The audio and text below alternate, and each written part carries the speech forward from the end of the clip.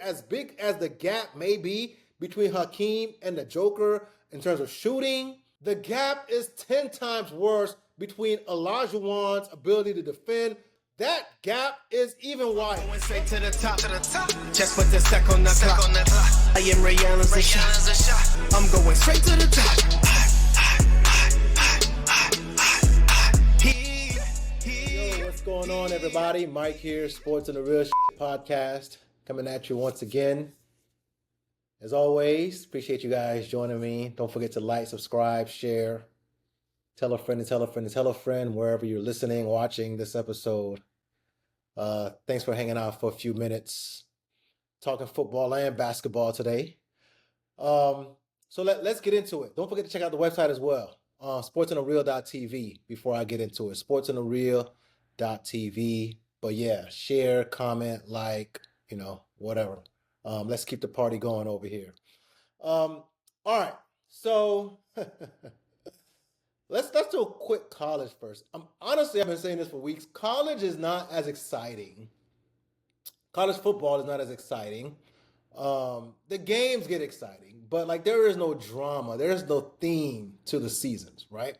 There is no, Alabama got a juggernaut. Everybody's gunning for them. Let's see if they can hold on. There is no theme. Ohio State is great, but I don't feel like everybody hates Ohio State. And honestly, Ohio State's blowing everybody out, so it's not even dramatic.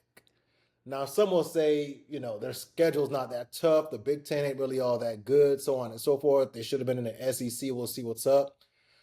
But they got a great team. They got a great defense. They do what they got to do, and they blow everybody out. So their games are never contested, except for the Illinois game, which was somewhat, contested in the third quarter, but they pulled away. But it's never really anything where you're like, oh, man, nail biter. I got to see what Ohio State's going to do in the clutch, because there's never any clutch. So there's no real storylines in college football this year. Alabama lost again, their second loss of the year. And really, that's the story from this past weekend, is that they lost to an Oklahoma team, which really isn't that good. Brett Venables, who was the defensive coordinator at Clemson, has been at Oklahoma for a couple of years now. And honestly, they haven't been all that great.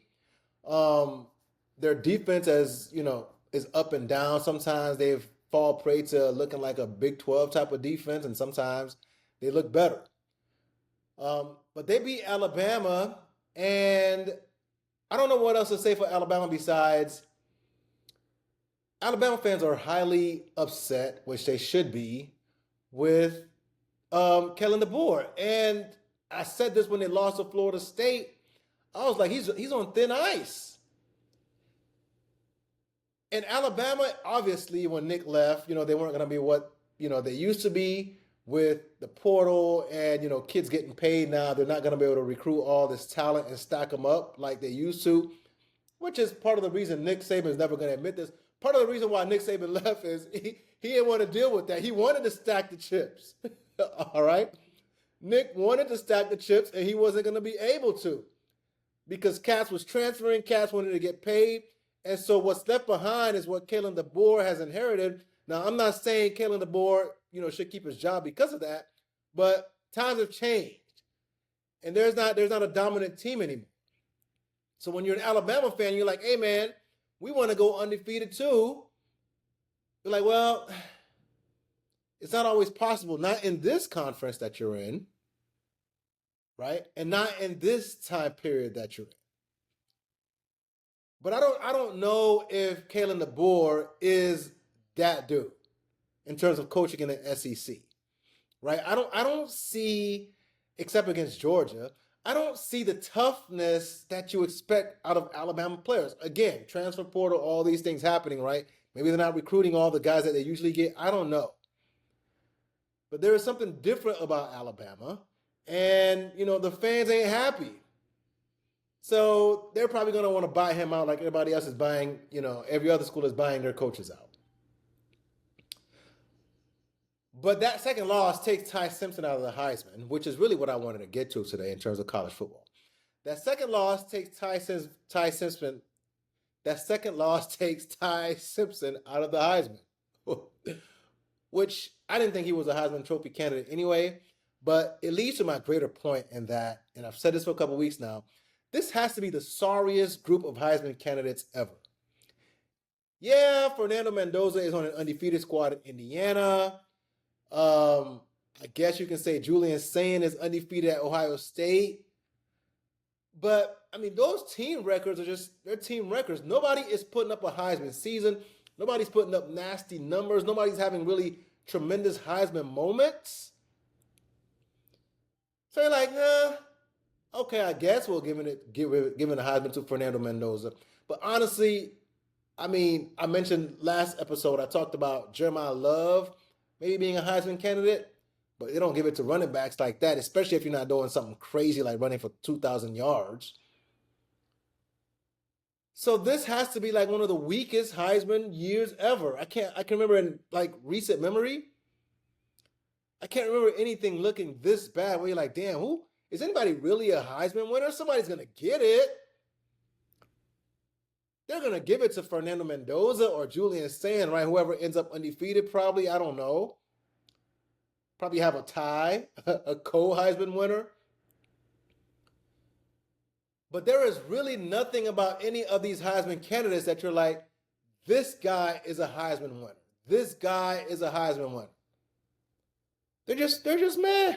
They're having okay seasons, but no one's really put up the stats, like just ridiculous stats, or, you know, just have Heisman moments. They're like, okay, this guy can win it. Like I talked about Travis Hunter, you know, didn't have crazy stats, but he was playing both ways, and you know, he had some crazy plays on defense. He made some critical plays on offense for them at Colorado. So yeah, he won a Heisman. We don't have that this year. This is a weak bunch, and whoever wins the Heisman, they're going to be Heisman winners, but it's not somebody, usually like the Heisman winner, you're like, oh, I'm looking forward to see how this cat plays in the league, right? We're looking forward to see if Travis Hunter can play both ways in the league. We're looking to see how Lamar looks in the league. All that running, can he really run like that in the league? Turns out he can, right? Usually for the Heisman one, you're like, this cat is nasty. I want to see what he does in the NFL. This year's Heisman crop, we're like, man, we're not looking forward to any of these cats in the league because they're probably not going to do much, especially the quarterbacks. Quarterbacks probably ain't going to do much in the league. So they're going to win the Heisman, and okay, we wanted to see what Baker would do in the NFL, right? Shoot, even Tim Tebow, even though we knew he probably was going to be not that great in the league, but we wanted to see. There is nobody right now in the NFL, in the Heisman running, that we're like, oh man, let's see what he does in the league next year or in 2 years. Jeremiah Smith, Ohio State, wide receiver, but he's probably not going to win the Heisman. I don't think he's really in the running like that. You're going to give it to Julian Sayin. Yeah, this year's crop, I'll say it again, it's not that great. And there's no drama around college football. The excitement is there on game day, but there's no real storyline, right? And storyline drives a lot of the sports, right? Paying attention to sports. Now, nowadays there's gambling. People are watching for that, but the storyline usually is what drives viewership. Oh man, I want to watch Ohio State. I want to watch Alabama. See if they can keep the streak up, you know, or if they're going to get a beat down.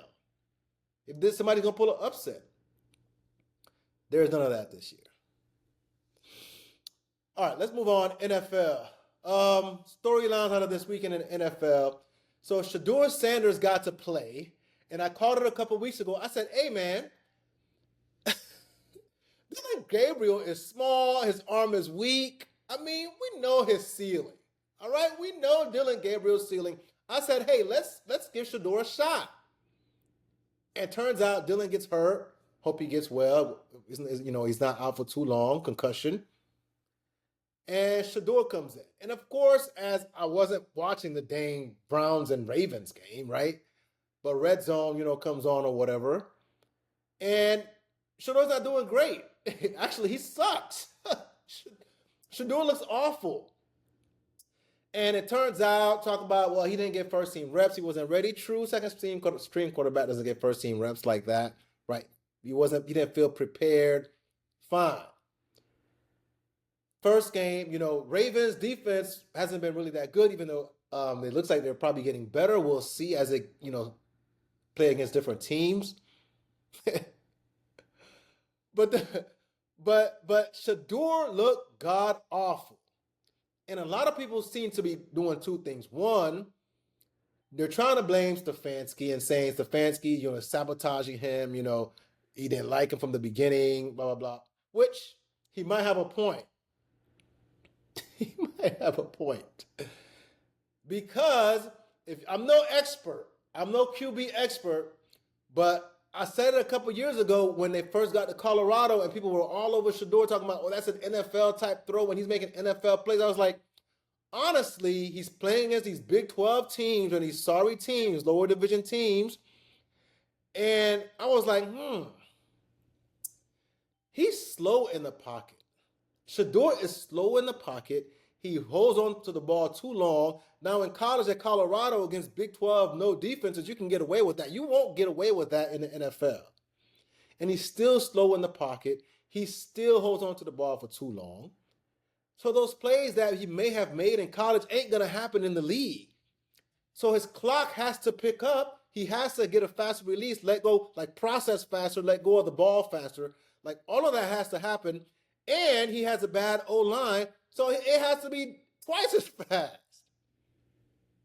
And I don't know if that's going to happen. I don't know if that's something that you can change, to speed up your processing. So while everybody else was, on the, Dion thing and Shedeur and Travis when they first got to Colorado, oh man, Shedeur is going to be a top 5 NFL pick. I was like, I don't see it. Y'all can go back and check the tapes. I don't see it. Because he's slow processing and he's slow to get the ball out. And the plays that he made at Colorado, they weren't going to be available in the NFL. And we saw that play out, and it's not going to be the last time. Now, he's a rookie, first game. Obviously, he can get better, right? I'm not saying he doesn't belong in the NFL at all. That's not what I'm saying. I'm not saying he can't be a backup QB, but as an NFL starter, definitely not a top flight NFL starter, I don't see it.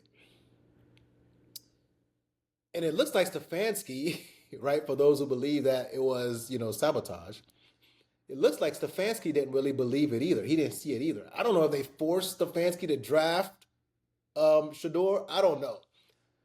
And it reminds me of when Brian Flores was forced to draft Tua.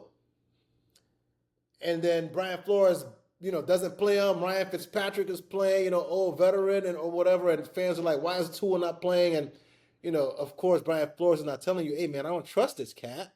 But he's basically saying by his actions, I don't trust this cat. And of course, Brian Flores gets fired, and Mike McDaniel comes on the scene, and they got Cheetah now, and Tua's looking amazing. And Dolphins fans are like, see, Brian Flores is an idiot.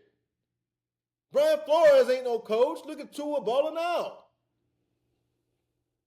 Fast forward a couple years, Brian Flores looks right. He was like, hey, man, this Tua cat, he might look good in the perfect situation, but I don't think this Tua cat is ready for big boy football. He never said that, but that's what his actions essentially told us.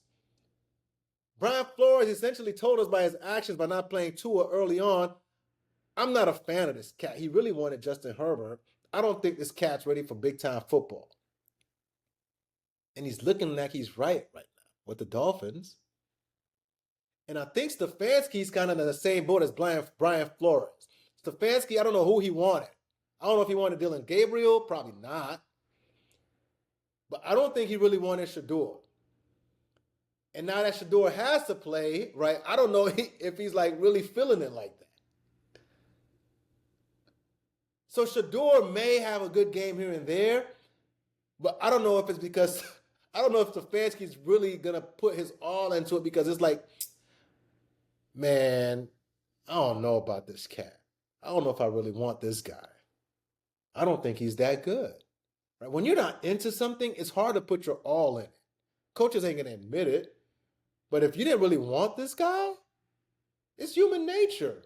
You kind of want to be proven right. So I don't know if Stefanski's going to put his all into coaching and preparing for Shedeur to succeed. because that's not his guy. That's not who he wanted. That's just human nature. So is he throwing? If he's throwing his career, so Shedeur might have to leave Cleveland unless Stefanski leaves first. Shedeur might have to leave Cleveland to succeed, to even have a shot at succeeding, because it ain't gonna happen with Stefanski. Shedeur might have to take the Geno Smith route, like sit around, go travel around a little bit, sit on somebody else's bench a couple times. The Sam Darnold route.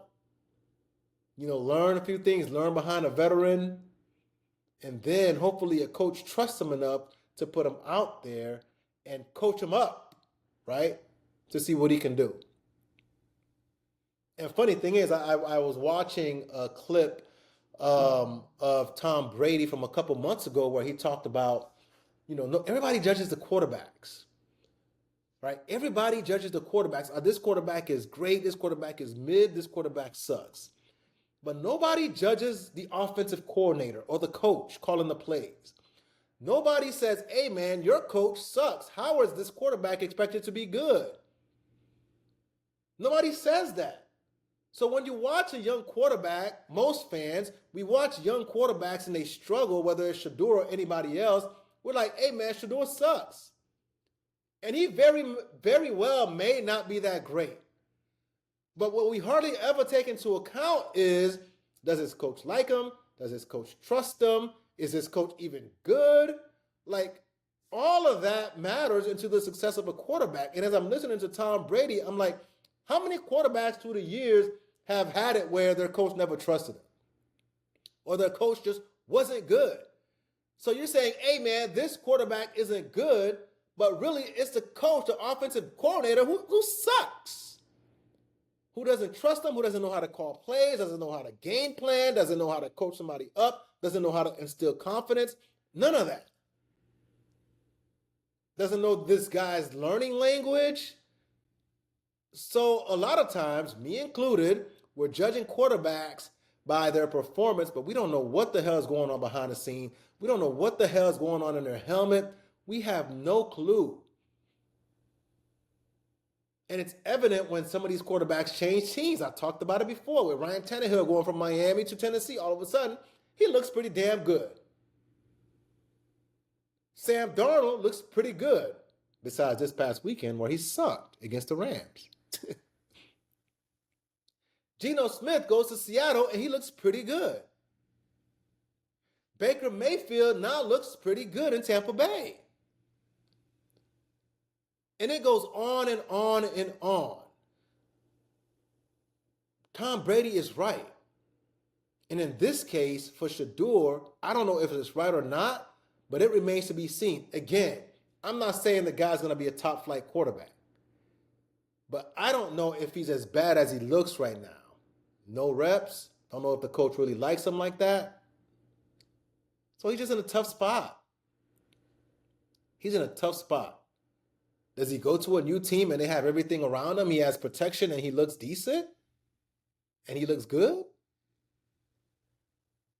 Or is he just not good and shouldn't be in the league? But we don't know right now. And we may never know because the situation may never change. And if it doesn't, who's to blame? Is it the coach, the GM, the owner? Who's the one that forced Shedeur onto Stefanski? It's like two people like an arranged marriage. Like, who arranged the marriage between Stefanski and Shedeur? Clearly, bro didn't want Shedeur at all. He wanted somebody else, just like Flores wanted Tua. Now, it turns out Flores was right. Tua wasn't his man, and Tua wasn't like that. And Stefanski may be right. But we'll never know. We will never know. Right? Flores was like, man, Tua ain't my guy. I wanted Herbert, the big, strong, 6'5", 6'6" quarterback with a powerful arm. I wanted that guy. And we got Tua noodle arm down in Miami. Ain't that a bit? All right, let's move on, y'all. Listen, we can't deny the Broncos anymore. As much as Bo Nix teeters between garbage and good, we can't deny the Broncos anymore, man. That defense is legit. They got into the Chiefs. Outside of a couple plays, the Chiefs couldn't do nothing. They were on Patrick's ass. Like the Broncos were up his behind. They couldn't block him. They couldn't block that pass rush. Like, shoot, their cornerbacks were there. Like, the Broncos are legit. And I know we're in the age of offense where you got to score 30 points a game. And with that defense, whew, I don't think anybody wants to play the Broncos. I really don't. In the playoffs, with that defense, the way they get after it and they hit you, I don't think anybody wants to play these boys, man. Now, their offense still has question marks. Sometimes they look good. They follow their quarterback, right? Sometimes they look great, and sometimes they're like, they can't get a first down. But they play well enough to have won 8 straight games now because their defense is lights out. So the Broncos are legit. We can't deny them boys, man. They're probably going to win unless there's a total collapse in the last month of the season, they're going to win the West. All right? Finish with maybe 3 losses unless they collapse. So probably in top 2 records in the AFC. Get 1 bye, maybe 2 byes. I don't know. Not 2 byes. Maybe get home field advantage throughout. They're going to be a problem. They're scary because that defense gets into you. It's not early 2000s defense, Baltimore Ravens, because the league has changed. The league is different. But you can't look at the Broncos and say, man, because they don't score 35 points a game, they're not, throwing the ball all around the park. They're not. Nah. This defense keeps them in the game. And whenever the offense comes around, they come around. Vance Joseph got these boys playing lights out football. And I'm happy for them. Yeah, so Denver is legit. They played KC, as I mentioned, and the Chiefs, I thought the Chiefs were going to basically win the AFC. I said this last week and I'll say it again, but maybe even a little bit more pronounced this time. The Chiefs probably going to miss the playoffs. They probably will. The way it stands right now, the Chiefs are probably going to miss the playoffs. But the Chiefs, nobody wants the Chiefs to make the playoffs. Because they make the playoffs, they're probably going to go to the Super Bowl. Right? So they're probably going to miss the playoffs. The record right now, they're behind quite a bit of teams. Teams are escalating, elevating, and the Chiefs are not. They're going backwards. So they're probably not going to make the playoffs, which would be an upset special. Nobody predicted that. Nobody thought the Chiefs were going to not make the playoffs. But if they make the playoffs, I swear to God, everybody's scared of them. Everybody is scared of the Chiefs if they make the playoffs. Nobody wants the Chiefs to make the playoffs. Teams in the AFC are praying. Josh Allen is praying that the Chiefs don't make the playoffs. Because that's his chance to make a run at the Super Bowl. Because they know down in their hearts, man, the Chiefs don't look great right now. But, man, they know if they make the playoffs, they're going to go on a run and go back to the Super Bowl, man. We know Andy Reid's going to adjust. We know Pat is a big game player. Spagnuolo is a big game defensive coordinator. Like, Chris Jones is a big game defensive player. They know that. So, yeah, the Chiefs are down and out right now. But teams are like, yo, we don't want them cats making the playoffs. Looking at the standings, let's look at the standings real quick. So Patriots 9-2, Bills 7-3, Steelers 6-4, Ravens 5-5 on a come up, Colts 8-2, Jaguars 6-4, Broncos 9-2, Chargers 7-4, Chiefs 5-5. Right now, there isn't any room at the table for the Chiefs in the playoffs. There's 1, 2, 3, 4, 5, 6, 7 teams already ahead of the Chiefs for playoff seeding. They're tied with the Texans and the Ravens at 5-5. And it just doesn't look good. It doesn't look good. But I swear to you, nobody wants them in the playoffs. Because they know when the playoffs start, these guys are different animals. And they're likely to run the table again. So the Bills, Josh Allen, praying the Chiefs don't make the playoffs. The Steelers, praying the Chiefs don't make the playoffs. Ravens, Colts, Jaguars, Broncos, Chargers, praying, hey man, keep these boys out. Yeah, y'all keep losing, man. Y'all keep losing. Because we don't want to see these boys. Patriots, we don't want to see these boys. Patriots have won 8 straight, y'all, by the way. The Patriots have won 8 straight games for the rookie quarterback. Again, shout out to Mike Vrabel. Shout out to Drake May. 8 straight. Damn. So yeah, nobody want to see the Chiefs. Nobody want to see the Chiefs come playoff time. All right, say what you want now. Pray that they stay out, but if they get in, they're liable to run the tape on the road, which they've done on the road as a wild card, which they've done before. All right, that's it for the NFL in terms of headlines. Let's move on to the NBA real quick before I get up out of here. Nico Harrison, Dallas Mavericks situation. Listen, all right? If y'all haven't heard, Nico Harrison gets fired. Mark Cuban is back, on board, more of a decision-making role with the Dallas Mavericks. People saying Nico Harrison's racist. I don't know. No clue. Here's what I'm going to say, though.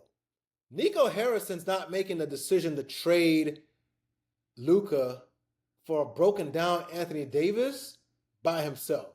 You're not going to convince me. All right? I don't care what you say.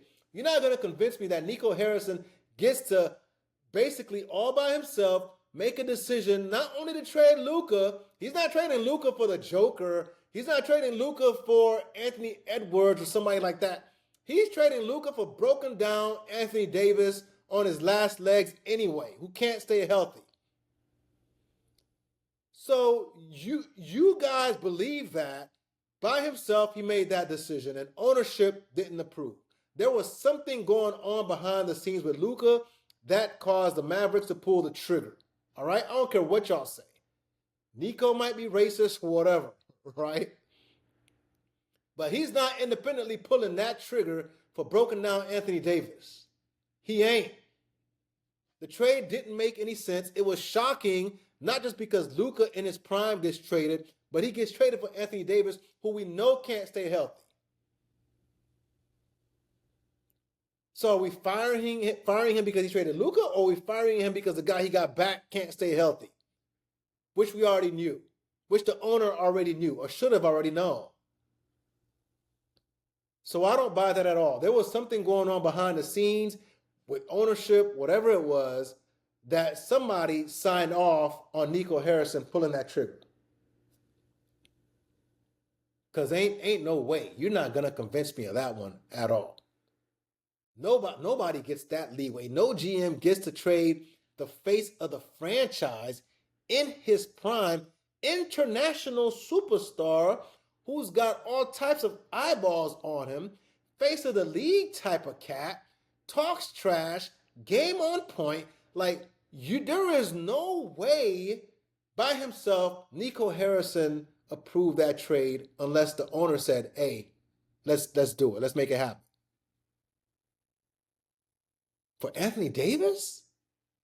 Can't stay healthy ever, Anthony Davis?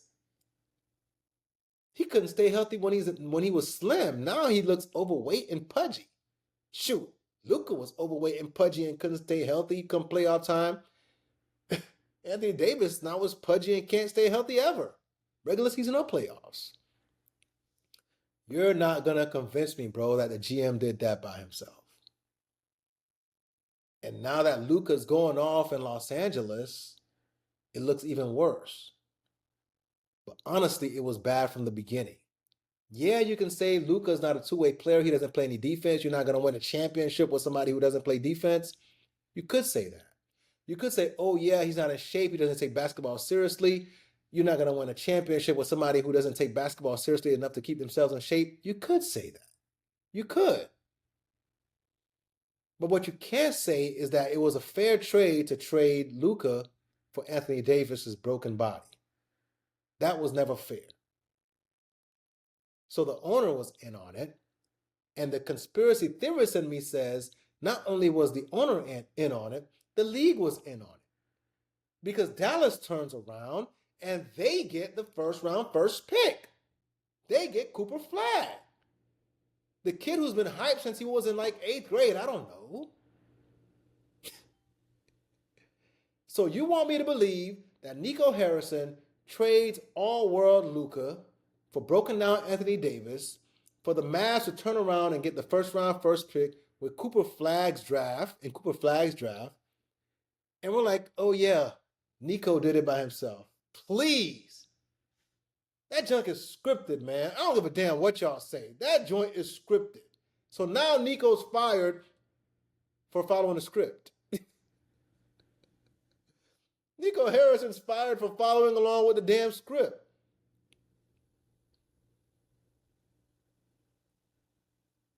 Get Luka to LA.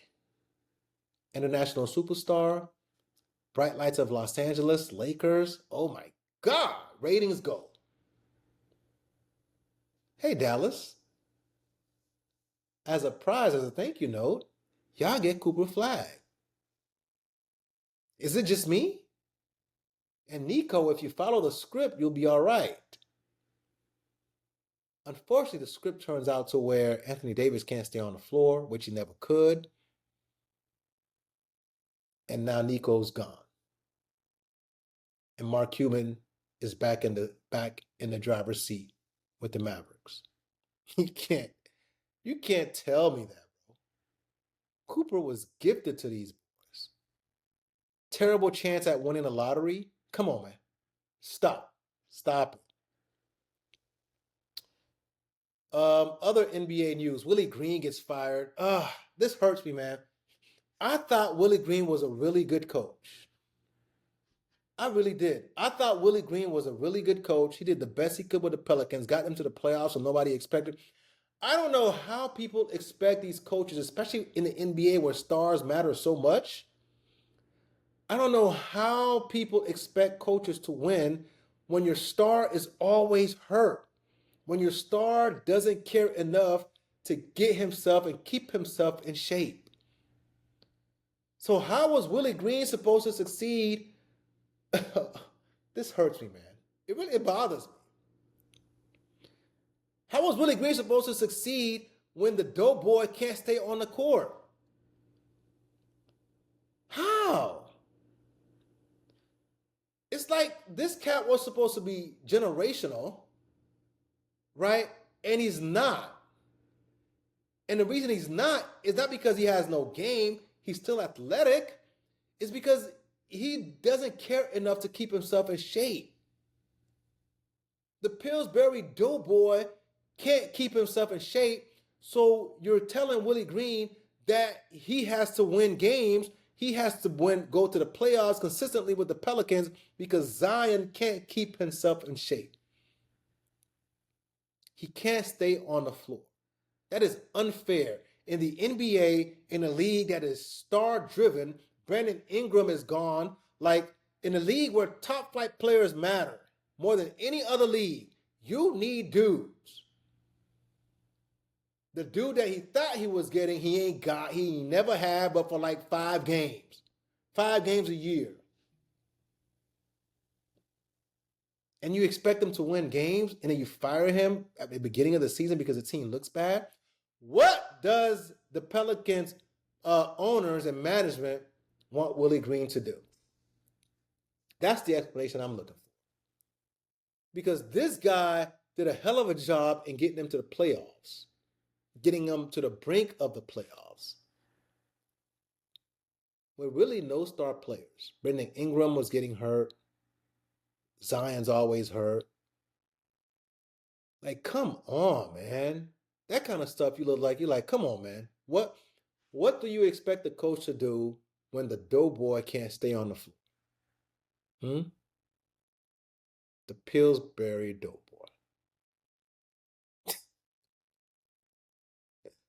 Unbelievable, man. Hey, listen, big business is wild. Big business is wild. All right, last thing.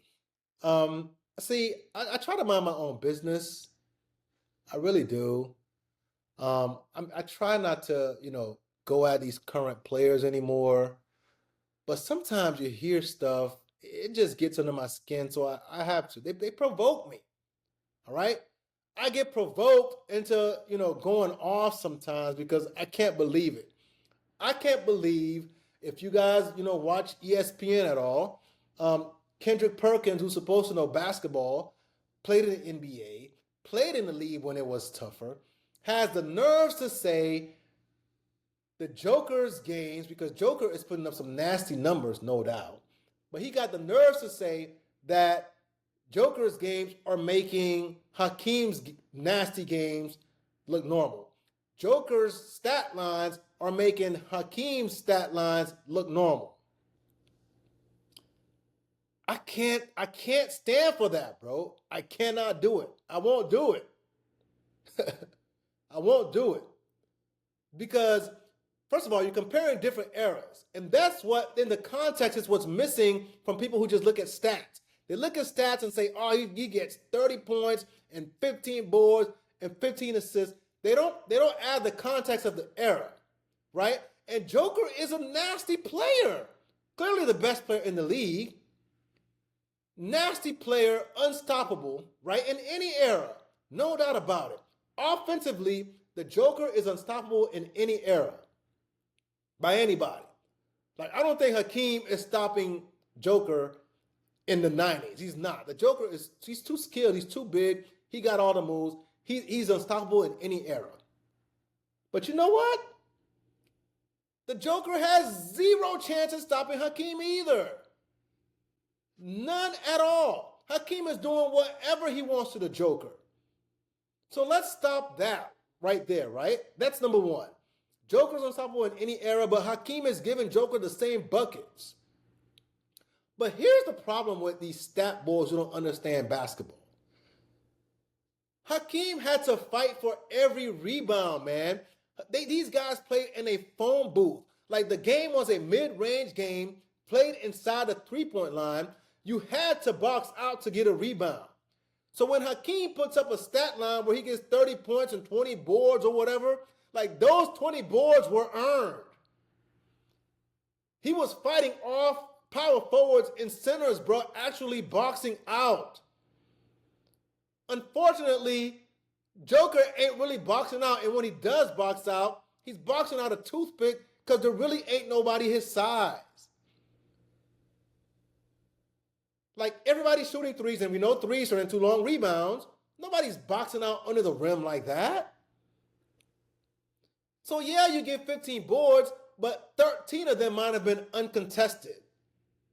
You weren't boxing out a power forward and a center. Like, you weren't in the paint fist fighting, bro. You weren't looking out for Dikembe Mutombo's elbows while trying to jump up for the ball. That's what it was like battling for rebounds in the 90s, bro.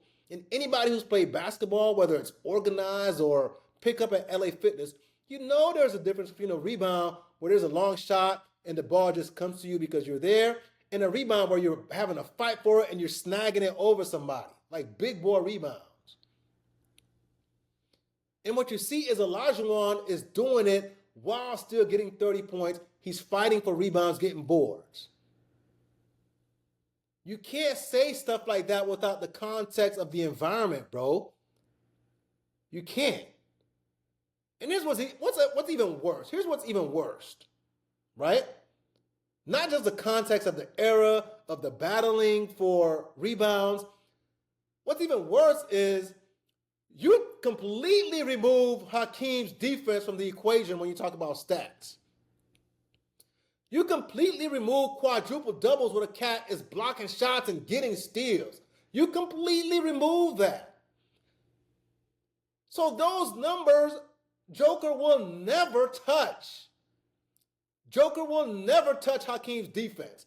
As great and as big as the gap may be between Hakeem and the Joker in terms of shooting, in terms of ball handling, in terms of passing, the gap is 10 times worse between Olajuwon's ability to defend, block shots, lock dudes up on the perimeter, jump passing lanes and get steals.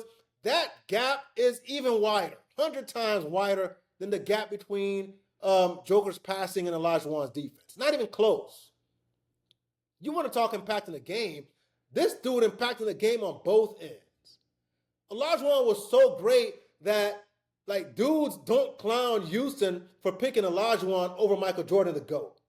That's how great Hakeem was. And you're going to disrespect him by saying his stat lines look regular. No, you just took context out of the stat lines. If you're 7 foot and you're playing against babies, yeah, your stat line is going to look different than the guy who's having to fight off big muscle men back then and wrestling with dudes just to grab a rebound.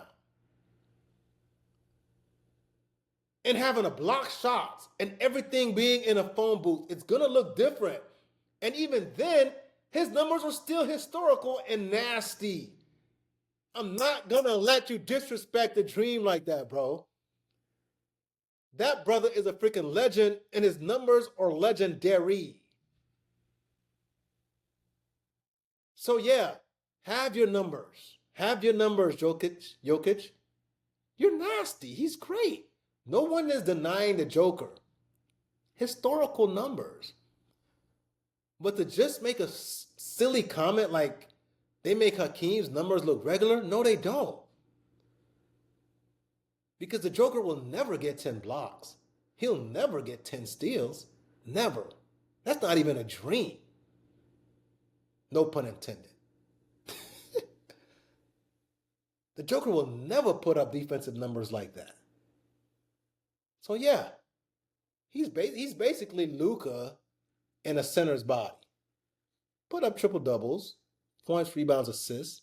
But those rebounds are different contexts, bro. Totally different contexts.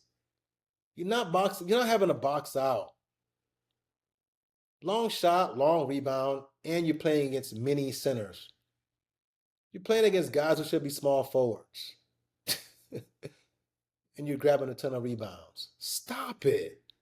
Stop it. I'm trying to give these guys credit, man. I don't want to go in on this cat.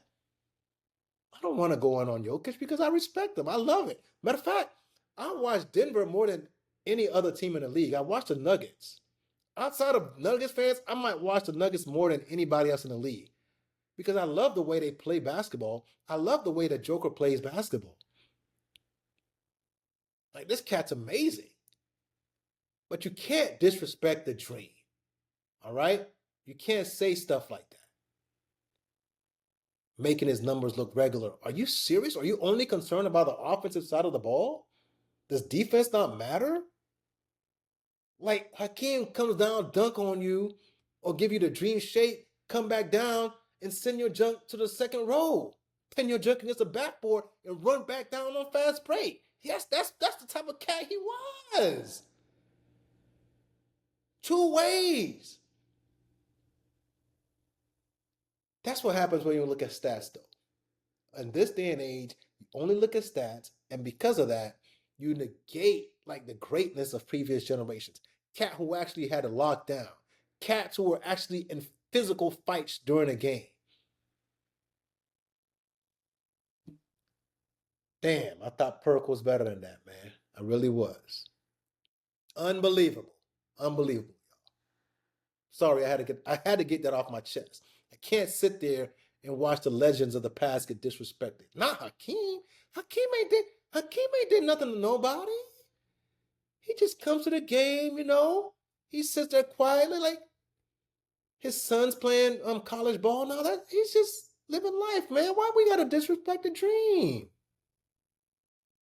Come on, man. Be nice. Don't do that. Don't do that. All right, y'all. I'm through, man. I'm through. I'm going to let y'all go. Appreciate y'all hanging out.